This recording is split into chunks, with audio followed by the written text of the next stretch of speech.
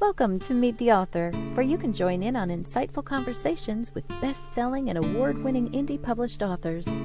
Your hosts today are Rob and Joan, who themselves are indie published authors, book publicists, and paranormal investigators with Tampa Bay Spirits, based in Tampa Bay, Florida. Thanks for dropping by. And now, on with the show. Hi, I'm Rob. And I'm Joan. We're really glad that you decided to be in our audience today, whether you're watching the program live or if you're listening to it later just as an audio podcast, or if you're watching it live on YouTube or even on our Indie Book Source page. Let me see. Paul Hollis says, good evening, Rob and Joan. Good evening, Paul. We're so glad that you're here. George DeSmook says, have no fear, we are here. Hello, George. That's good. Marjorie Deering says, back again. Hello, all. Hello, Marjorie. How you doing? Wouldn't be a show if you guys weren't here. We're missing Joe Conjal. Yeah, he's got the grandkids tonight. So. Oh, he's got his grandkids. May or may not be popping in and out. We're not sure. We'll find out anyway. Grandkids win over podcasts every time. Every time. So how has your week been? I think you know my week has been. I guess I know. Never mind. I'm glad you've had a good week. Oh, look at who's here. Lonnie and Becca. Hey, Becca. Hi. How are you doing? Love you guys. We're so glad that you're here. Look at what I've got right here beside me. Me? Becca. Yeah, besides you. Oh, besides me? Do-do-do. Kawaii. The Island of Love. By Becca. Becca L. Jones. Okay. Want to remind everybody every Thursday night, 9 p.m. Eastern Time, go to www.wdjy.com. Or if you're in the Atlanta area, 99.1 FM Atlanta, and you can hear our shows there. Do you have to look at who else is here. It's Tom Nelly. Tom Nelly. I'm not sure if it's just his empty chair or if it's it might really just Tom. be the chair. I'm not sure. We've known Tom for years. Good to see you, Tom. He has his own great YouTube channel. Hi, Tom. Good to see you. Yes. We used to be on podcasts together back in the day. Back in the day, a long time ago. Becca says, yay, awesome, about her book. Okay, Saturdays at 5:30 p.m. Eastern Time, always, episode rewind right here where you're watching right now. You can tune in and catch our show. Also, next Wednesday at 7 o'clock, we're going to have it's not just the chair. Not just the chair. So the chairman is here. The chairman. Yeah. Okay. Fantasy author Cheryl Carpinello will be on. Her thing is magic and unicorns. Yay! Right? Probably dragons too. I imagine. I don't know. Some people don't like dragons. Right. Book releases. Right now we've got. Of course, the Magnolia Bluff Crime Chronicles Book 22, Girlfriend Retreat by Linda Pirtle. That's out. So you want to check that out. And all the other books in the series as well. And then there's a brand new one just came out today by Dr. Maureen Howard called The Dayang, Dayang. And the cover looks really cool. It's got like a clipper ship in the ocean with waves tossing all over it and a UFO over the top of it, beaming down or beaming up or something. Well, that'll always get my attention. Yeah, looks pretty interesting. UFOs. So, Paul Rushworth Brown says, hi from Sydney. Hello, Paul. Hello, down under. We just did an interview with Paul. Turned out really good. He did a good job. Okay. Shall we? I mean, he interviewed us for a change. Yeah. Yeah. It was weird. We were the because interviewees. we were on the other end of the spectrum. There. I liked it. Right. And let's see here. What am I going to do here? I don't know. Here, and I want to bring up this, and we'll talk about this. San Leon's book signing blowout. Saturday, April 27th, 2024, of course. Noon until 4 p.m. at the Pier 6 Seafood Restaurant, San Leon, Texas. They are still needing, if you're in the south, if you're an indie author in the southeastern portion of Texas, please get a hold of George Dismukes. At your earliest convenience. They have space, I think, for another 15 authors, actually, on it. So it's a mega book signing with present. Let's see here. Each author must provide their own tent, table, and chairs. If you don't have a tent, let George know and arrangements can be made. He's asking for a $25 donation from each author, which will be used for advertising to promote the event. So he's really winding this thing up. To sign up or ask questions, email George Dismukes at Mayan Art International, INTL, at yahoo.com. That's MAYANARTINTL at yahoo.com. Or you can call him if you're local there. 281 area code 229-0775. That's George Dismukes. And he's hoping to make this an annual event for everybody. And it's going to be fun. I wish we could be there. I wish we could be too.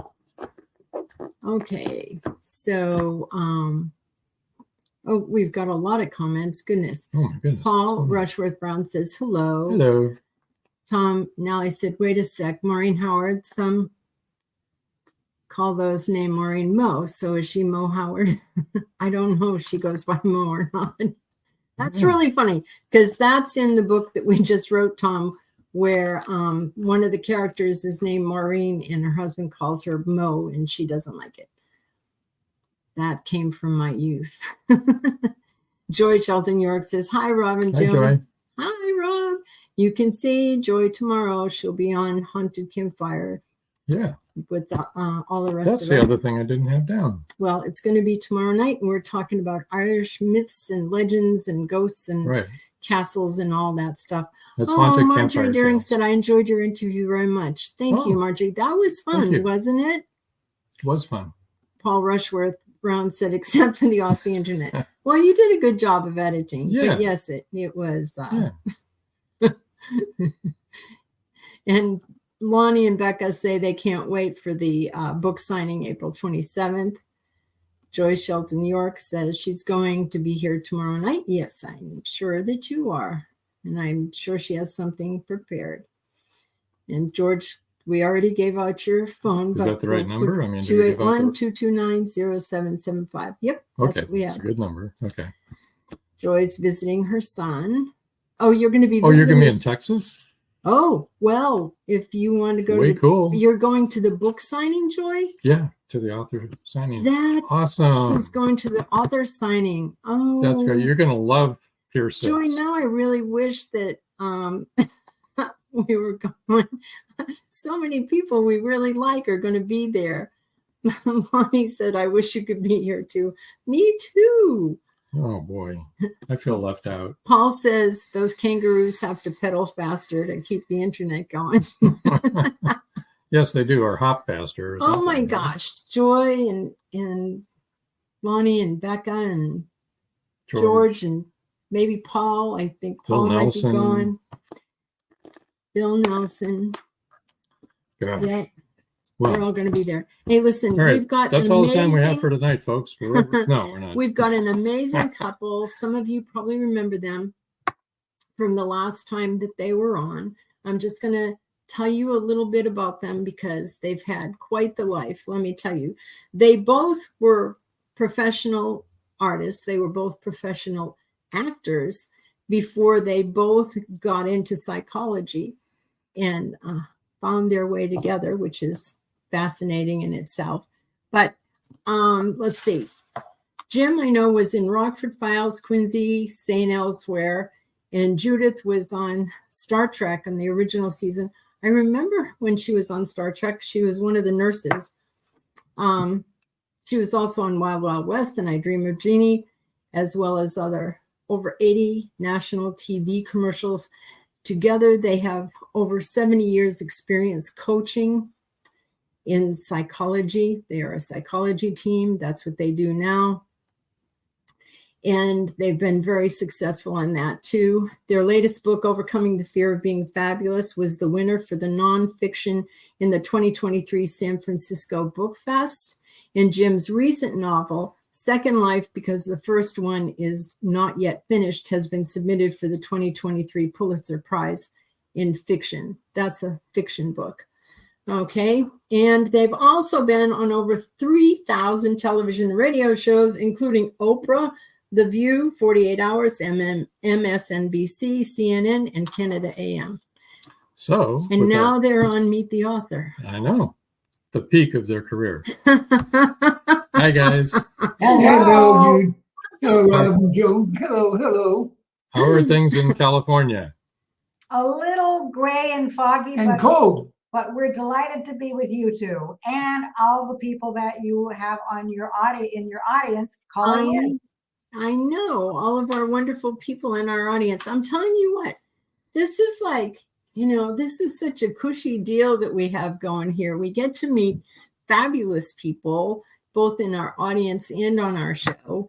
And we're just really blessed, aren't we? Right. Overcoming the Fear of Being Fabulous. Oh, yeah. Yeah. Is their book. Yeah. So let me put that banner up, actually. So we overcame the fear of being fabulous. Because we have a fabulous thing going on. Great. They overcame the fear of being fabulous. Yeah. That's no joke either, because really a lot of you that have watched the show for a long time know that we used to be in the ministry, and people really do have a fear of being successful, and it keeps them back from being all successful. Bound up. Yeah. Right. Here you go. 33 keys to creating your new life by leaving your old stories behind.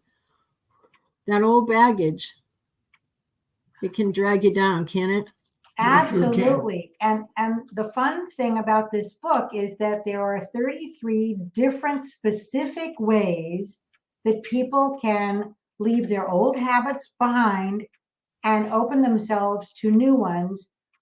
Just for instance, I'm asking everybody that's on, listening, when you get something that you've ordered in a cafe or a coffee shop or a restaurant that does not fit with what you ordered. For instance, you ordered pie with no ice cream and it comes with ice cream.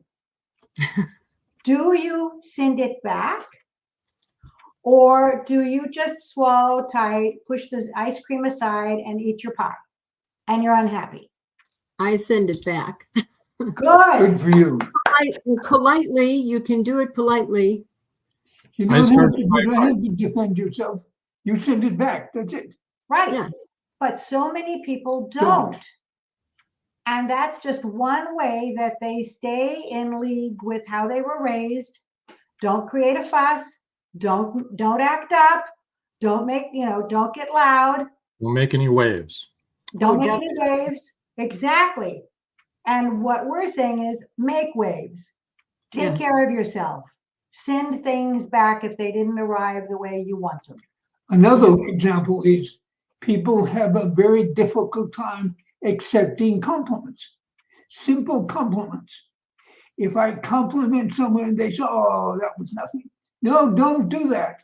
Don't throw away what you have been given. The compliment is a gift to you. Take it. And then with regard to the stories, we tell ourselves things like, "Oh, I'm shy. I always was shy." As you keep saying that, you become it. So when the compliment comes in and you bat it away, you feel comfortable because that's how you're defining yourself. And that's how you were raised. It's a very difficult thing too, because, well, you guys know I used to have red curly hair, and now I have white curly hair. And I get a lot of compliments on my hair. All the time. Out of the blue. Yeah. Walking through the store or whatever. It was very difficult for me to learn to say, thank you very much. Thank That you. was kind of you to say. Yes. And if you don't say that, number one, you're living in a different place than you really should be living in.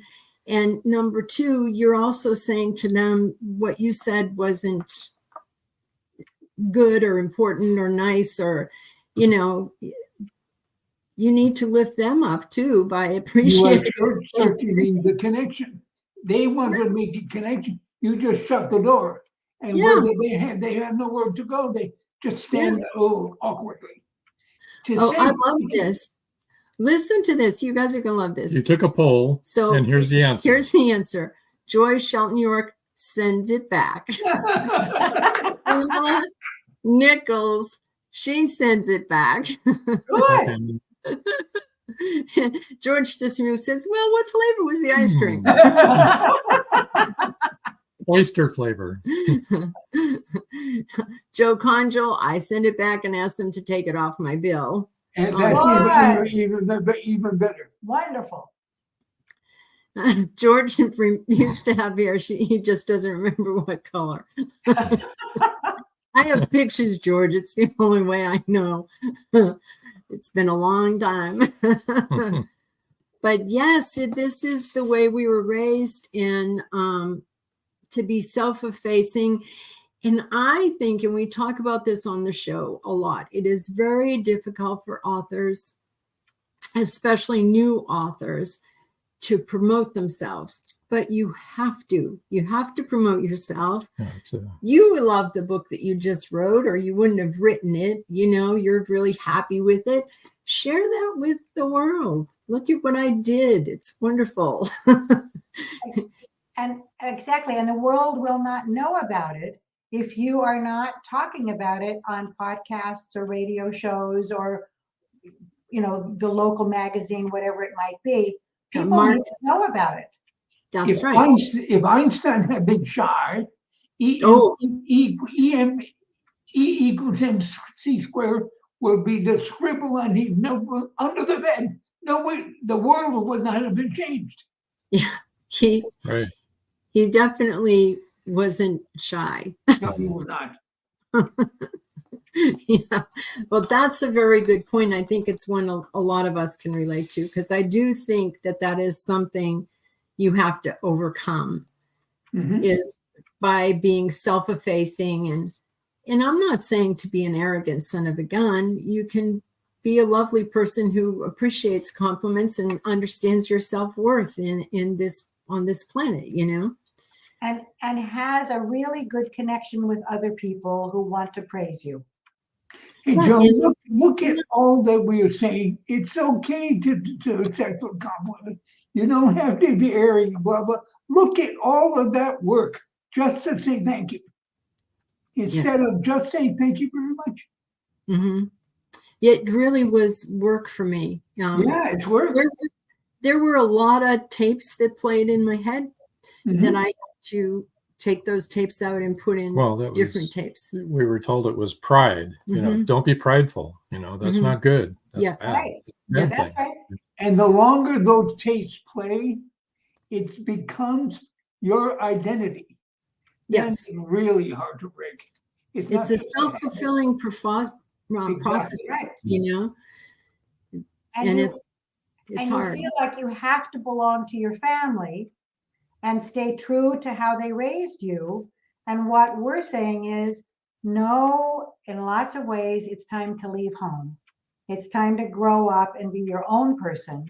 And that's why we say overcoming the fear of being fabulous lets you, in these 33 different ways, move out beyond how you were raised.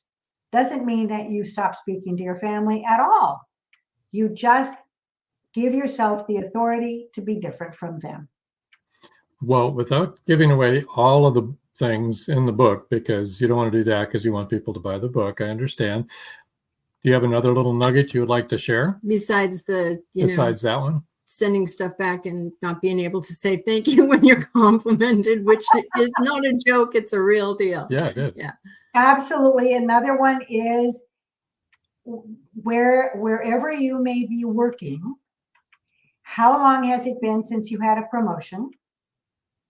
And if it's been quite a while, it's time to talk to your manager and ask, what are they looking for from you in order to promote you?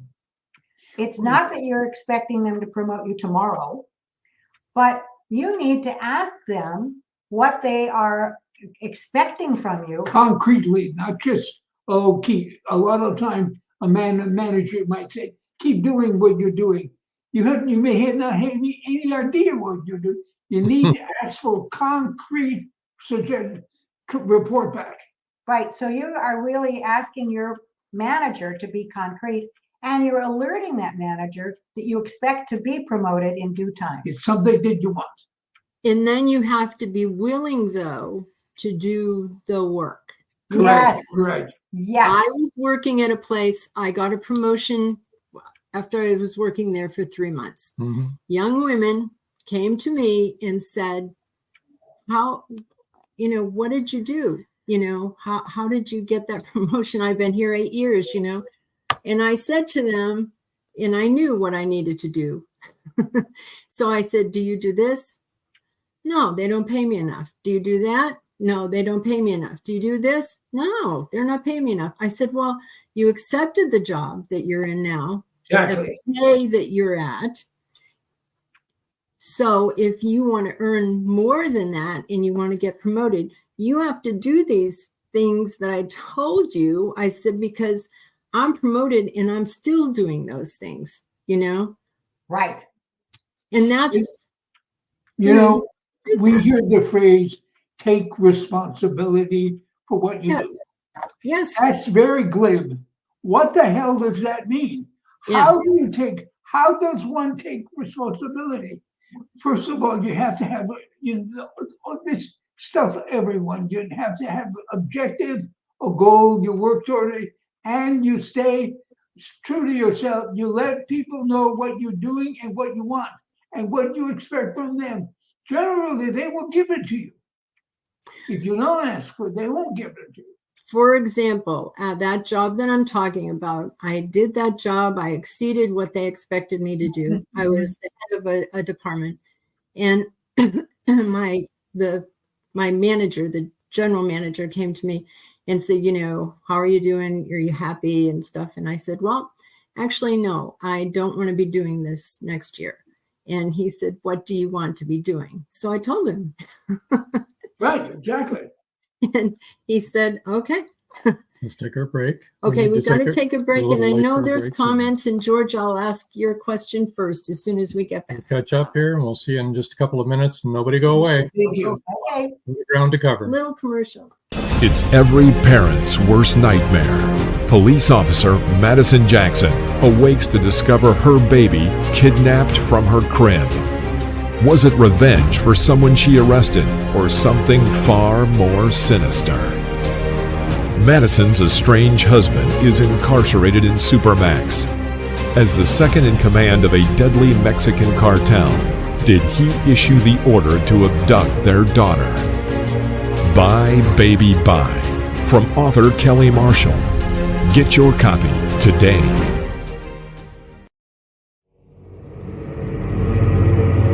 Many secrets are hidden within the darkness of the jungle.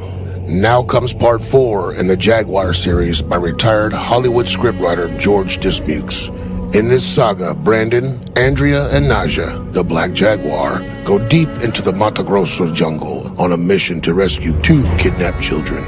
During their journey, they encounter many dangers, including Yanomami Indians, bent on revenge for the murder of one of their warriors. Return of the Jaguar is book 4 in the Jaguar series, starting with 2 faces of the Jaguar, the Lost City, and the Jaguar's Quest.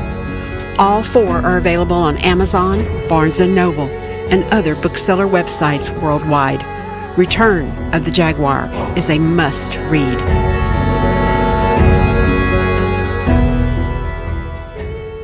The clock is ticking. Can Gracie uncover the truth? Philip Pliant is the wealthy opportunist plastics dealer and CEO of Pliant Industries.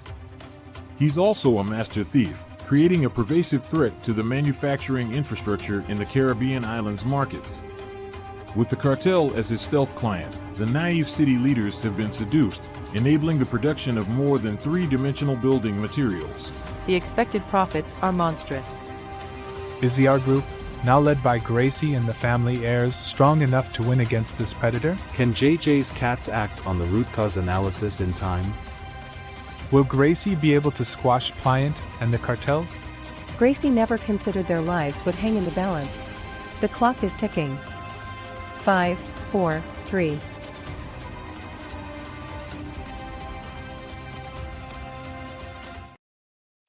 For all of you that are just listening to that audio podcast, that was Enigma Tracer by Brakefield and Berkey. And George Dismuke says he remembers you from Star Trek, Judith. What was it like working with William Shatner? It was actually great fun. And in fact, There she is. And there's Bill Shatner. She's in blue. Yes. And he's staring at me in his little green outfit. Like he did. He fell in love with all the women at one time or another. And he thought I was funny. We had to rehearse walking into the elevator. I can't remember what they called the elevator, but we had to rehearse it back and forth, back and forth, back and forth. And all of a sudden he yells out to the director, "Joe, she's funny."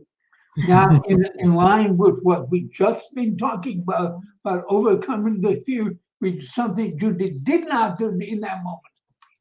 I did not, at the end of the day, go to Joe and say, "Remember, Bill thinks I'm funny. Get me back here." I didn't go to Bill and say, "Thank you. This has been such fun. You think I'm funny. Get me back here." I didn't call my agent and say, or the casting director. Or the casting director. I could have used that moment for all four of them to say, "I want to work here. Get me back here." I didn't do it. I didn't know to do it, but I pass it along to people all the time of ask, ask, ask. When we don't do the asking or we reject the opportunity. When I was in St. Louis at a theater called the Loretta Hilton Repertory Theater, which was a local regional theater, I was asked by the people in St. Louis, the society of folks in St. Louis, if I would be the artistic director of the theater. I said no. But what I then did, I made a noble story about my no. Well, I haven't read enough plays, I don't know enough actors. I made all this stuff up to make myself feel right about saying no. I just said no. Had I said yes, I would have. There were plenty of opportunity to learn what to do and people to connect to make the contacts. I said no. It was too much. It was too much. Because we were raised to think we were less than. Right. We all, people in our generation especially, I think we did a better job with our kids. They think they're fabulous. They think they can walk on water. Because we tell them that all the time, Yeah, and they do. They move forward. They do. Yeah. Are they good swimmers? They are. Yeah. They're very good swimmers.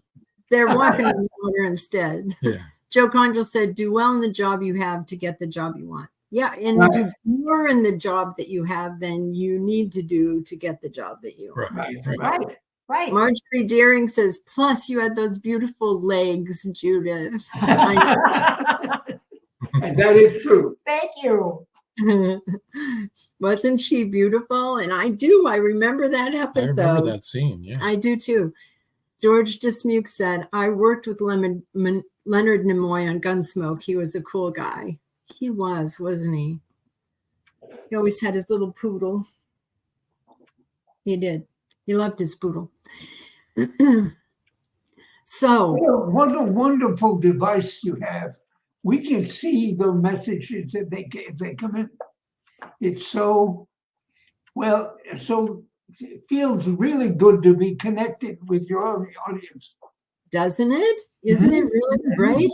I love it. And they care enough to be there and respond. I know. And they're all really great people. They are. are. Every one of them. We love them all. We know all of these people, and they're all wonderful. After 3 years, you get to know them. Yeah, we know their hardships. We know their successes. We've known even longer than that. Yep, much longer than that. Some we've known for, maybe 14 years now. Wow, fantastic. 12, 14. This brings me to a question that I wanted to ask you guys. And we get asked this all the time because we write together. How do you guys work together as you're writing authors? Do you split up totally, or how do you do it? Well, with Jim's novel, Second Life, because the first one is not yet finished, which is a reincarnational romance, there it is. The couple meet first back in 1505 during the Inquisition. And then they meet again in 2005 in upstate New York.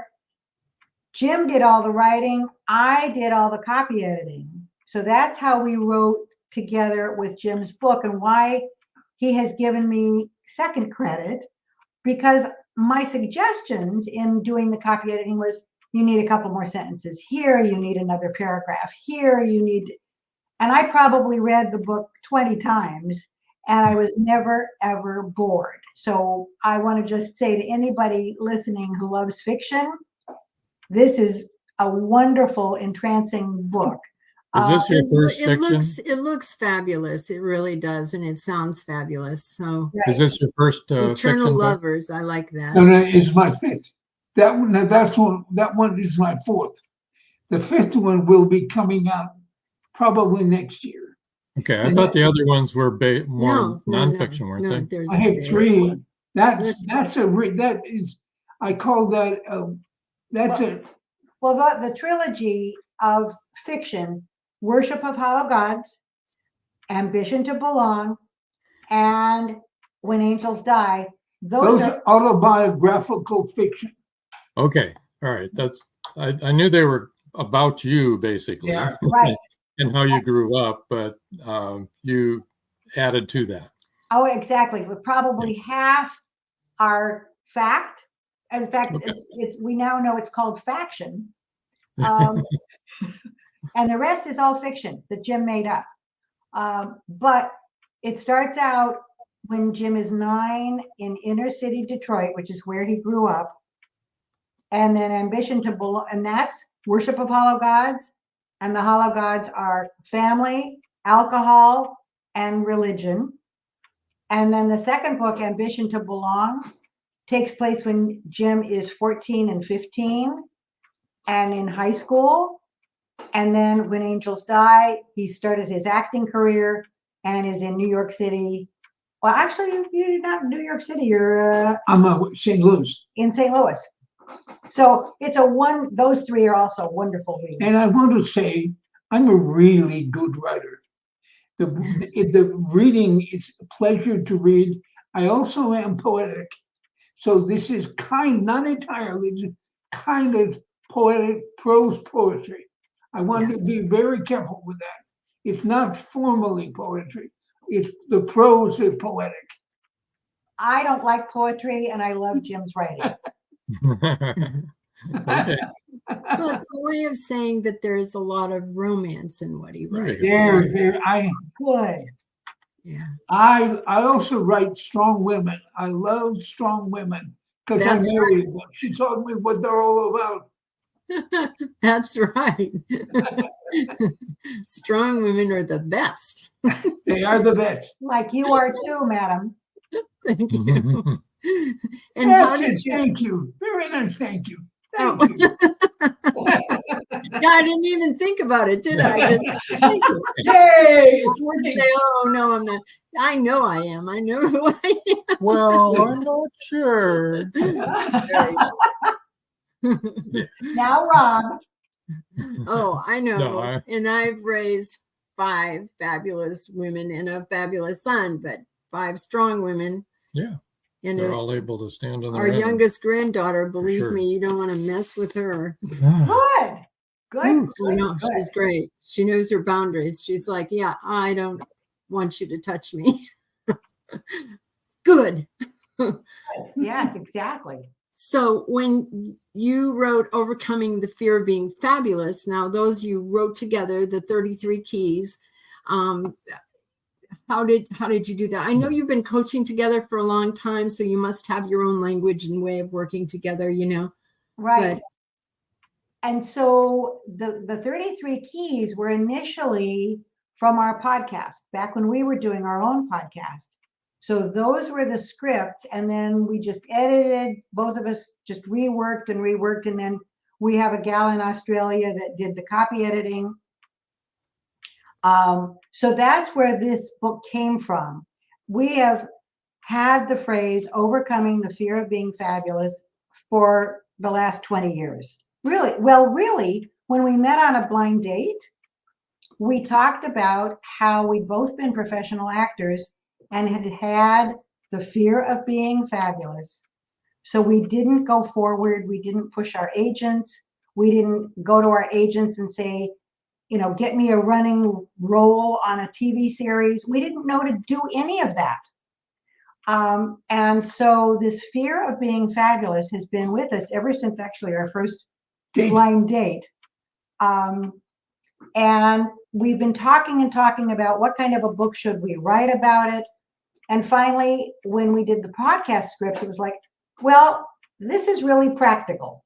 This is a way to help people have manageable, doable things to help them overcome the fear of being fabulous, rather than just writing, you know, a long treatise about this, that, and so forth, and psychological.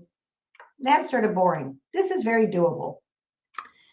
Pamela Nichols wants to ask you, Jim, is it difficult as a man to write the female point of view?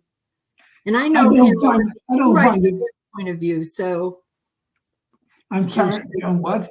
I said, I know that Pamela writes the male point of view and she does it well, but she has very strong women. Pamela writes books that, you know, it's like in your face. Here it is. This is what it's about. Yeah. Deal with it. So anyway, go ahead. Is it difficult for you to write the female point of view? No, for two reasons. One, I really love women. Yeah. I think women are I would love, this seems to sound a little weird. The female body is so gorgeous. I wouldn't mind having one, living in. What's that like? What's it like to live inside that body? Also, because I am poetic, I am more soft. I don't write soft women. I write women who are intelligent and feisty and are willing to stand their ground. So, and it's not difficult for me. My writing of women is in honor of women.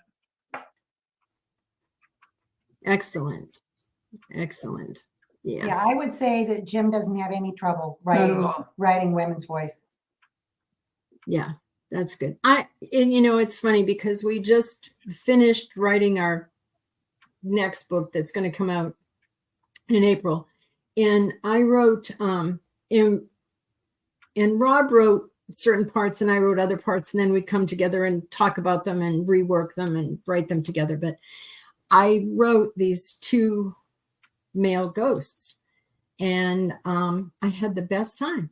And I don't feel like I had trouble writing from a male's point of view. I think I presented them for who they are, and, you know, exactly, and who they would be if they'd been real people. And to me, ghosts are real people. So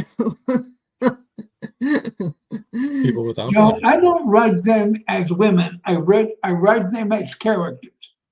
Yeah. Right. Yeah. And they are who they are. Yeah. Because they were women, they turn out to be strong women. Mm-hmm. Really strong women. I really love that. And people have complimented me on that the women are really a pleasure to read because they're real. Yeah. Yeah. Pamela says the story leads. It does. It does. Pamela. It Absolutely. does. Yep. Respect your story. Yep. Yep. Because you will find writer's block real quick if you're not going the way it should go. Right. Exactly. You'll be like, So as far as your publishing is concerned, do you guys do it all yourself, or do you farm out some of it to other people? Or Well, what? she said they did use a line editor from Australia. Right. Right. For the pot. Oh, no, for the book, right? Yes, For the book. For right. the book. Oh, for the book. Okay. Mhm. Uh-huh. Yeah. Yeah. But otherwise you self-publish. Indie Yes. publish, we like Right. to say. Yeah, we do too. And on the books, whichever of our names come first in the listing, that's the writer. The second is the editor. Oh, okay. And Okay. we were published initially by major publishers, St. Martin's Press, Health Communications Inc., World Library, and we saw that it boiled down to us doing the publicity anyway. I mean, That's- so what if they? That's the hard part. That's the hard part. Yeah. That's the part that sells the books so that people can read them to find out that they're fabulous. Right. And so when we got to book number 6, I think it was like What Really Killed Whitney Houston was the first self-published book. And we said, let's just do it ourselves. There's no point in giving another percentage to some publisher for them to do nothing. So, yeah. George Dismuke says, okay, Judith and James, when you write fiction, do your characters come to life and go where they want to go? Yes, I start listening to my characters, and they will tell me who they are and what they're going to do. That's what makes it fun. Otherwise, it's just me. So over and over again, they come to life. That's the fun of it. And if they come to life for you, they will come to life for the reader. If Right. they're Yes, not yes. real to you, how could they be real to the reader? Exactly. Exactly. You know, they have to have a mind of their own. They have to have their own ambitions and things. So people will read it. They'll see that that's real, Right. and they'll be engaged, In I think Second Life, my favorite character is an archbishop in southern France. He is a real bastard. He is really a bad guy. I loved him. I want to say that it's different in the book. The very first book I wrote as fiction, the hollow Worship of Hollow Worship Gods. of Hollow God. gods. Oh, Okay. There was a character in that book by the name of Julie, Julie, Juli. He was fashioned after my Uncle John, who also was a real bastard. He was so mean to me, I really hated him. I thought my father and Uncle John were of the same feather. I found out in writing the book, they both were discounted, both unappreciated. I fell in love with my father writing that book, and I gave full kudos to my Uncle John for being the source of that material. He was a villain to begin with. He became a saint by the end of the book. That's wonderful. Wow. That's really That good. is cool. Yeah. We need to break for our last break Okay. here. Nobody We go don't- away. We and- don't want to. No, we don't want to. When we come back, we'll tell everybody where to reach you, and we'll talk some more. Yes. We got a long ways to go yet. Thank you. Stand by, everybody. Don't go away. An unforgettable mystery thriller that will transport you back to 17th century England. Introducing Dream of Courage, facing fear head on, your passport to 17th century mystery, mayhem, and murder.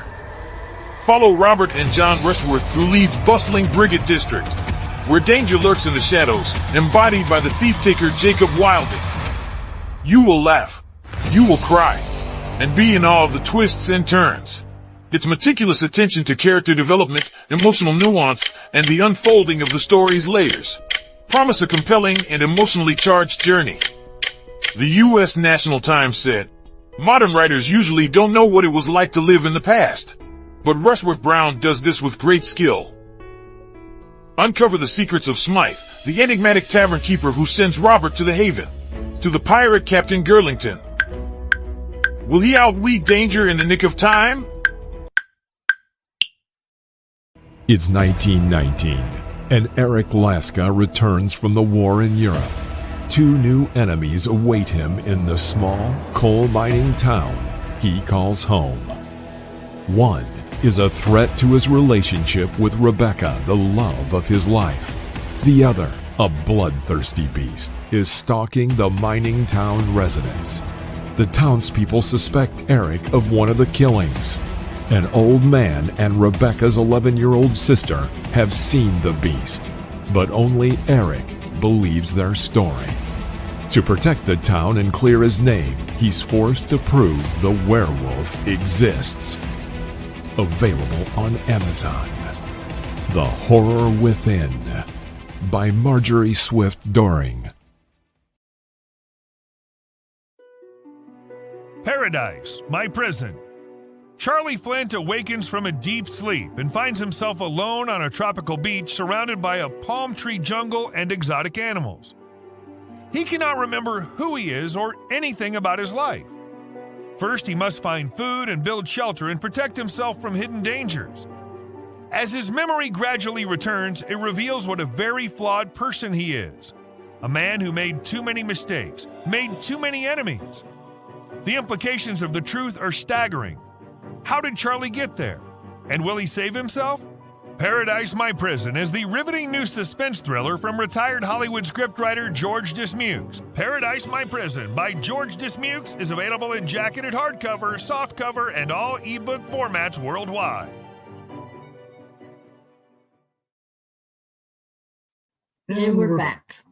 That's And really fun. Your commercials are fun. I know, aren't Aren't they they good? fun? See, fabulous writers, all of them. George Dismuke says, my characters keep getting into the fridge and drinking up all of my beer. In our day, Joan, we would just like my character getting to my cigar and smoke on my weed. So you'd smoke all your weed, yeah. There you go. Those were the days. One day ever. And now it's legal where you live. Yeah, True. it is. True. Yeah. Yes. You don't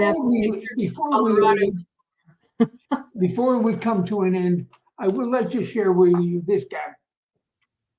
Oh, yeah. Yes, yes. And you guys, that's Jim on the Rockford Files. Exactly. Isn't he Yes. so handsome? Right. I was a government agent. Rockford, I don't remember the exact details, but Rockford had to be brought in. That's me showing him my badge, and I take him in a car and take him to the airport, put it on plane, off he goes. That was my first role. I remember it. I was mortified when I saw it. Mortified, absolutely mortified. I had never seen myself perform. I was a stage actor. How was it working with James Garner? Was he as nice as everyone says? He is a dream. He's fun. He's generous. He's not a narcissist, at least not an abusive narcissist. He shares the spotlight. He brought me in. We worked together. He was wonderful. And they brought Jim back to do two more episodes as well. But again, Jim did not have the wherewithal to go forward. I came from upper lower class, Upper lower class, inner city Detroit. Polish Catholic Eastern Catholicism. I never understood a career. I didn't have a career. I didn't know you go do these things. I did the job in hand and did the job in hand well enough for them to bring me back without auditioning. I didn't know that was a real kudo for me. I couldn't use that. I didn't know, so I didn't. So it went from job to job. That was it. Finally, I got bored with the idea. Not bored, frustrated, and angry with the idea of having to audition. I didn't like it. It was boring. I never learned how to audition. I didn't know what they wanted. When I was in St. Louis at the Regional Theater, I directed shows. I can tell you, when the actors would come in and audition for roles, I didn't know what the hell I wanted. I knew I would see it when I saw it. That's what they did to me. I didn't know that was what was going on. So when I left the audition, I thought I failed again. Because I didn't give them what they were looking for. I didn't know to give them what they were looking for. I didn't know what they were looking for. Right. Yeah. Right. Joe Conchal says the Rockford Files was a great show. He loved it. It was a wonderful, wonderful. Rocky, his dad, he was great. I loved him. I loved that character. You know, it's funny. Our upbringing was very similar, you know, and I think it was the mindset of the World War II people who, you know, the guys that had gone off to war and the women stayed at home, and you brought your kids up to be, you know, seen and not heard and obedient. Yeah, and obedient about everything. They couldn't have thought in their head, you know, and everything in the house was supposed to look perfect from the outside. Yes. All the time. You had to look perfect. The house had to look perfect. And I remember that I was passed ahead 2 times. I skipped 2 grades. So that when it's not as exciting as it sounds. I skipped over kindergarten because I knew the lion should be brown and had 4 legs and paws. And I mean, so now I'll put her in 1st grade. And then when I was supposed to be in 3rd grade, they put me in a split class where 1/2 was 3rd grade and 1/2 was 4th grade. Well, this is how smart I was. I did both the work of the 3rd graders and the 4th graders. I thought that's what I was supposed to do. So I passed the 3rd and the 4th. Nobody stopped you. Nobody stopped me. So they skipped me ahead again. So I went into the 5th grade. So at this point, I should have been in 3rd grade and I was in the 5th grade. So by the time I got to be a senior in high school, I was 16. And not equipped emotionally to be a senior in high school, I'll tell you that much. But I loved acting, and I was I'd been in the drama team for the whole 4 years, and we had a really good director who always had talent scouts come to the plays. Wow. And in my senior year, I was in a play, and she brought a contract to my parents for me to be with Betsy Palmer and Joey, what's his Brown? Joey Brown. The guy with the big mouth? Joey Brown. Joey Brown. Joey Brown. They were going to do Circle, the theater in the Circle on Cape Cod that summer, and she offered me a contract for the whole summer, and my parents wouldn't do it. Oh, dear. However, I think that was probably the best thing ever, because I certainly didn't have any idea how to be fabulous any more than you did. And I was only 16. I don't know as if that would have been a great environment for me to be in, you know? It's interesting to look back on those kinds of issues and wonder if it would have helped you grow up or held you back. Because the same thing happened. I grew up in Los Angeles and I was on Teen Queen for the Day. Remember, there was Queen for a Day? Well, once a year they had teen queens and teen models, and a talent scout from 20th Century Fox was in the audience and approached my mother and me and said, "We want to talk to you and your daughter about bringing her under contract to 20th Century." And my parents said no. Similar, I was probably 16. And I look back, really? And I look back on it and I think, would it have been better if they'd said yes? I don't know. But yeah. Oh, Joyce Shelton York says plastic on the living room sofa. Oh, you didn't go in the living room. That was for people to look at.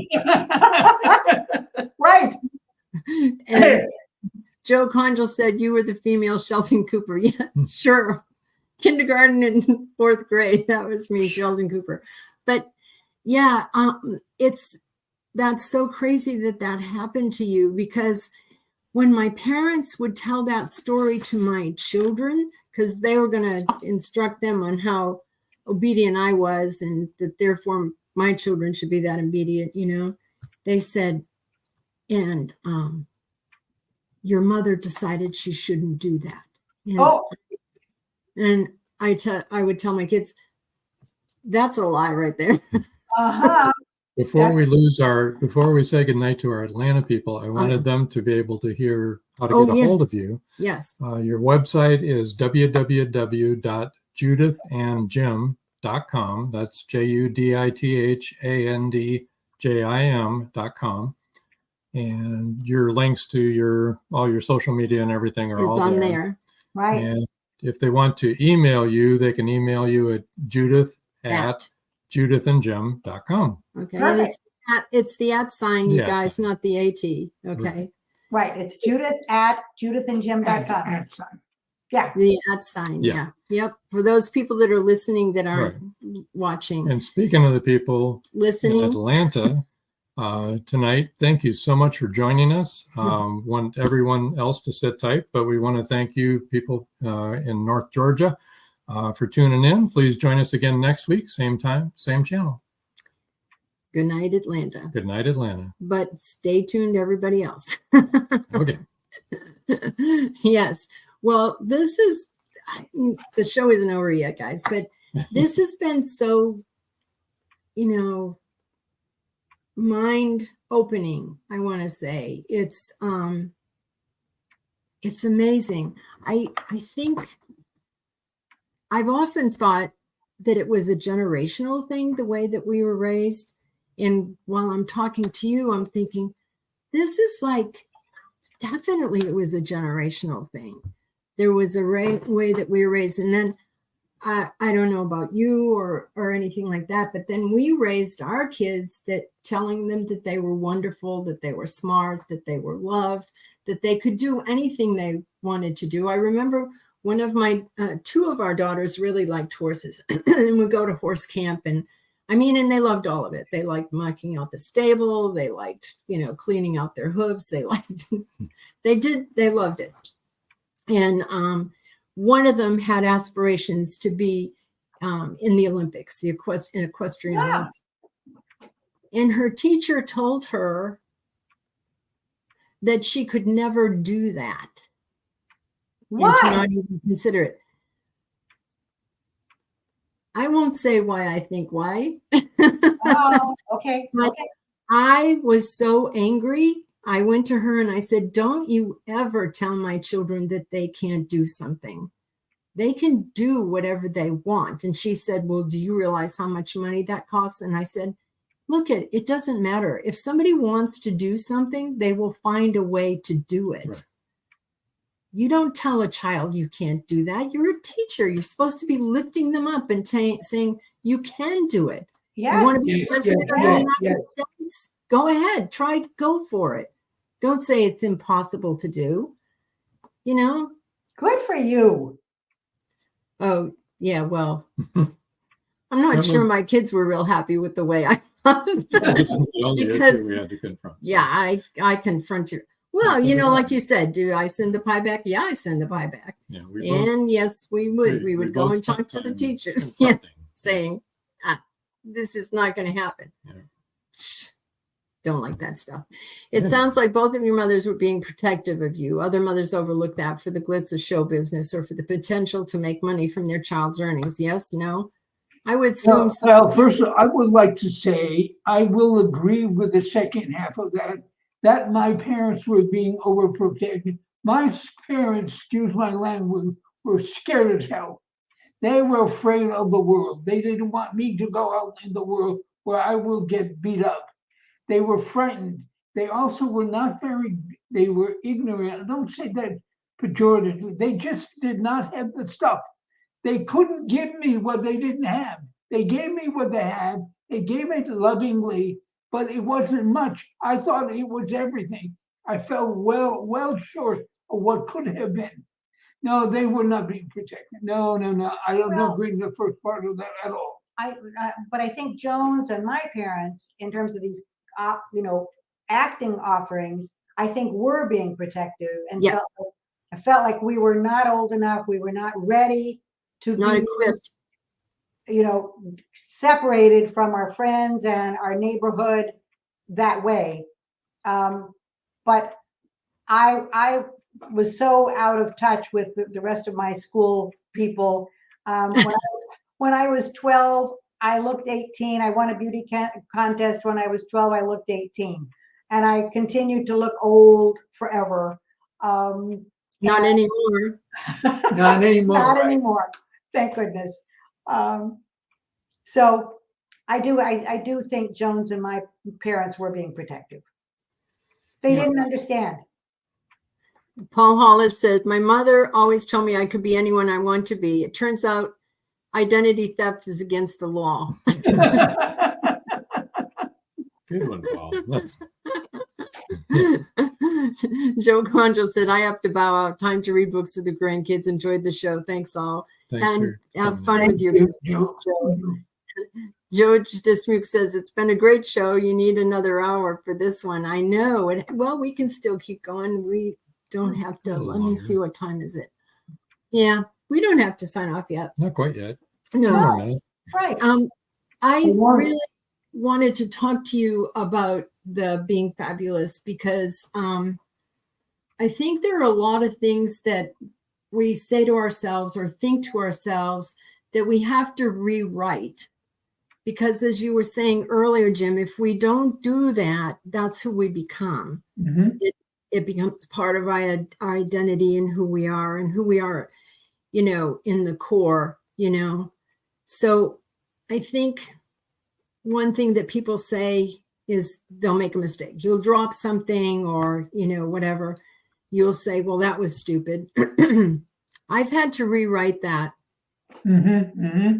You can't keep telling yourself that you're stupid when you make a mistake. Everybody makes mistakes, Right. Oh, it slipped out of my hand. Okay, that's all right. That is what happens. So then you clean it up. It's kind of like that with everything. You know what I mean? That's like allegorical. Once you speak something out there, it's out there. Yeah. You speak it in here.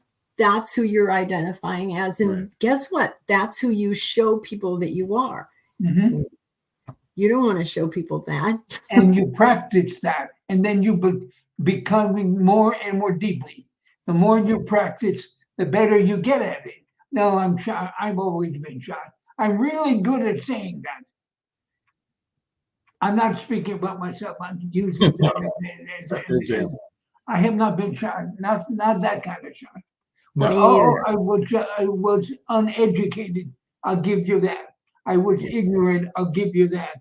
But I was out there trying to get something to happen. I had to get the hell out of Detroit. It was awful. And you did get out of Detroit. I did get out. I was the first person in a family of immediate family of 125 people. I was the first one that got out. My uncle Ed was the first one to go to college. He went to UM. He became a chemical engineer and got a job somewhere in northern Ohio, which effectively walking distance. Had a nervous breakdown, had to come home. That's what the worship of hollow gods is all about. Families of hollow god and alcohol, damn sure hollow and god, the church. And the church. He could not get out of that. He had a nervous breakdown. And his then wife and my parents drove to Ohio, brought him back. He was a mess. But you ended up at the neighborhood playhouse with Sandy Meisner as the teacher in New York. In New York City. Jim did that coming from Detroit, which is really remarkable. Yeah, it's very remarkable. And probably without, not any financial backing. You had to do it all yourself. Yeah, right. I worked, the financial backing I had was a summer job at Chevrolet Drop Forge. A drop forge is a huge stamping machine. You heat metal bars, you put it in the die, bang, bang. You have, for example, you have piston rod or some other kind of thing.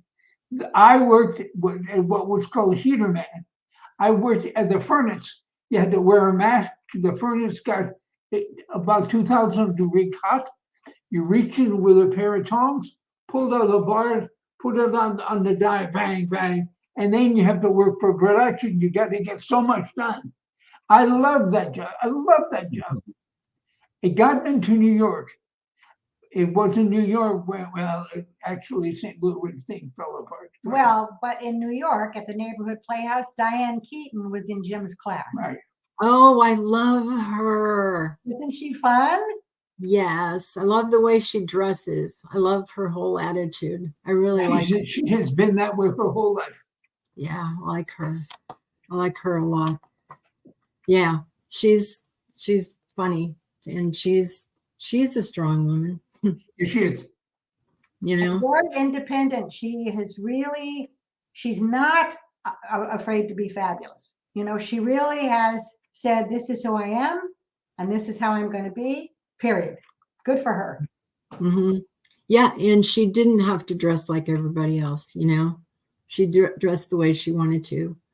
What was that movie she was in, Annie? That was basically the way that she dressed when she right. When she wasn't in a movie, and she brought it into the movie. And it was fabulous. I loved it. I mean, I didn't dress like that was my thing, but I loved it on her. You know what I mean? I saw the picture you showed me of you and your red hair. You were really hot. You were you really were something. That's true. He thought so. And madam, did you think so? I didn't. No. Right. Okay. I really didn't. I remember I have a sister that is 10 years younger than I am. And she said to me one time, and this was recently, within like the last 10 years, she said, well, you know, Mom always said that everywhere she went with you, people would turn their heads and watch as you walk by. And I said, Mom said that about me? And she said, yes. And I said, well, that's not true. And my sister said, yeah, it is true. You know, that does happen. And I remember thinking, oh my gosh, well, you remember when that happened. I was like, that is just. I just did it. Mm-hmm. I know. I said to Judith, she's gorgeous. And I said to you, yeah, that's right. We were. So I have. Not to discount you. You two were a handsome hook. Yeah. Yeah. No, don't do that, Rob. Say thank you. Thank you. You're welcome. My dad used to call him Prince Charming because he had long hair. Or Prince Valiant, because remember Prince Valiant in the comics? Right, yeah. Exactly. I was a comic character. Oh, she just did it again, Rob. I know. Be careful of that. I like comic characters. What's the matter? Oh, yes, that's your justification. Yeah, there you go. Well, it's been a great show, guys. Thank you It's very much. been great fun to be with the two of you. Like and we said, everybody listening. Like we said when we spoke with you last, we really enjoy being with you. We really enjoy being with you too. We did the last time that you did the show. We did this time. I do think that you're fabulous, and I'm glad you got over that fear. I think people have a lot of other fears besides being fabulous. The fear of rejection. Right. That's why you probably, I mean, we're all going to be rejected. That is a fact of life. And when you would go for, what do you call it? When you go to try out for a show. Audition. When you would audition and didn't get the part, I mean, that was a rejection. And that was a real thing. It really happened to you. And I think it's really hard for us to learn how to use that as like a stepping stone for the next time that we do something. You know what I mean? Instead of letting it. Joan, I want to leave you and our audience with the idea that we're never rejected. Okay. We're simply not the right fit for the job or for, in the dating arena or for somebody who's looking for a partner. We're not actually being rejected. We're simply not the right fit. Well, that's the much healthier way to look at it. That's a better way to look at it. Yeah. It is. Yes. And I think I it's have a grandson I have to talk to about that. and I think it's the correct, accurate way to look at it. It doesn't hurt any less to look at it that way. It still hurts, but it's more accurate to look at that. So It's you don't healthy. create. Yeah, it's a healthier way to look at it. It is. Right. It is. It's healthier for your mindset Yeah, exactly. and how you see things and how you view things. And how you approach it the next Well, time. You know. Right. That's a really good idea. Yeah.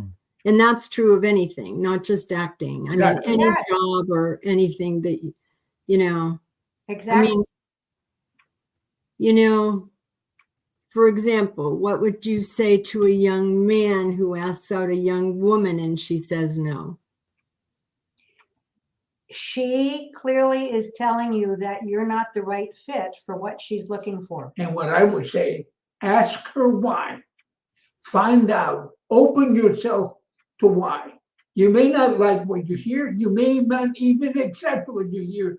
You won't walk away in the dark. And you may not get the truth either. Exactly. True. Yeah, it's going to take a very confident, strong person to be able to tell you the truth. Right. That's difficult, I think. Yeah.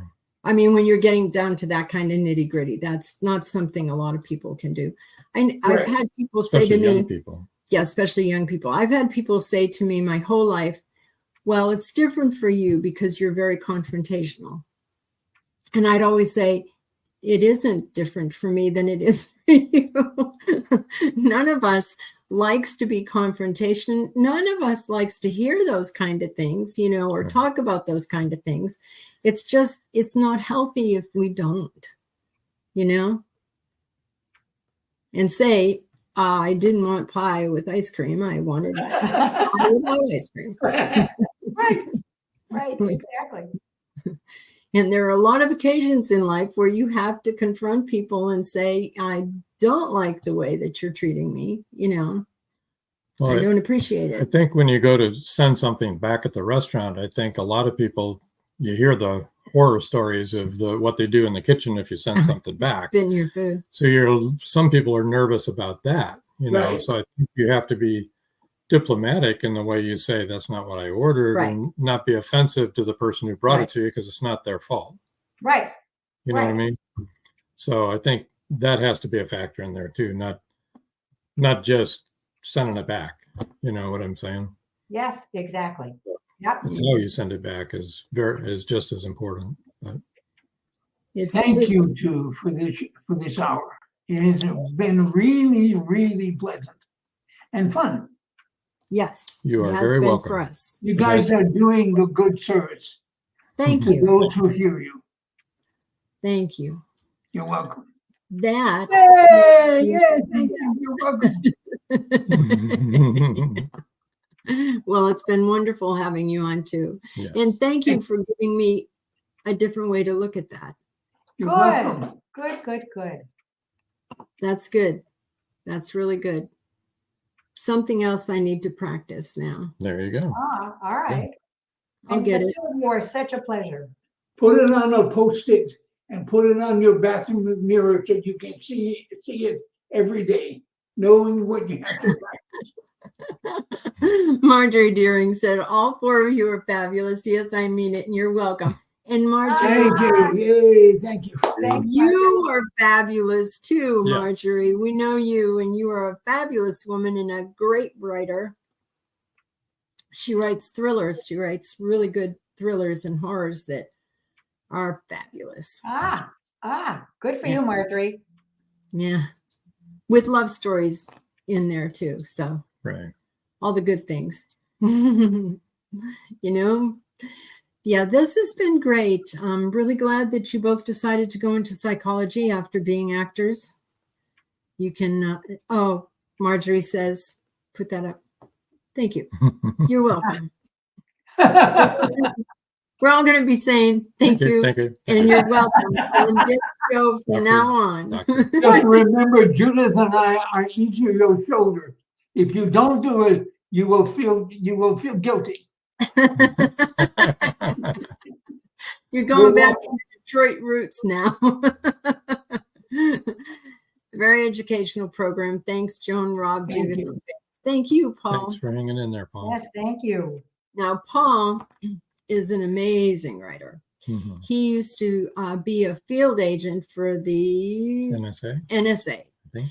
And he was all over Europe and in Ireland during the time of the Troubles, and has written books, the Hollow Man series, following everything that he did, and the MI6 agent that was his partner.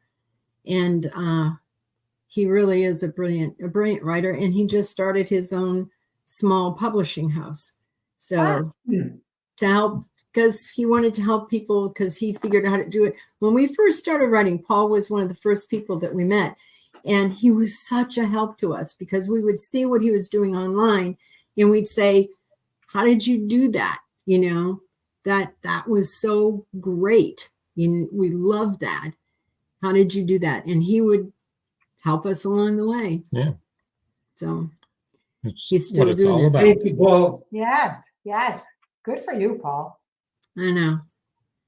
Yeah, he's a good guy. All right. Well, we're going to move you over to the side now. Thank you so much for joining us. Hold on to your chair there so you don't fall over. And book number 5, let us know so Yep. you can be on again. Yep. Let us know when it comes out. And want to remind everybody next week, 7 o'clock right here. It's for fantasy author Cheryl Carpinello about magic and unicorns. That's going to be a totally different trip. I'll like it. Paul says thank you all. Thank you. You're all. welcome, Thank Paul. you, Paul. All right. Anything else you would like to chat about? I don't think so. Anyone that wants to go to San Leon, please get in touch with George Dismukes. George. I can't believe Joy's going. I'm so jealous. Yeah, that's great, isn't it? I know. All right. Well, I guess until next time. That's all, folks. That's all, folks.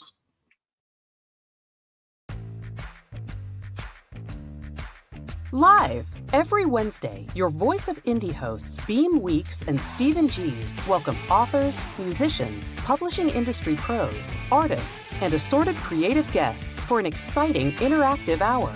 Call in during the show or post questions and comments on Twitter for responses in real time. Meet your favorite indie creators, learn inside tips, network, and promote your work.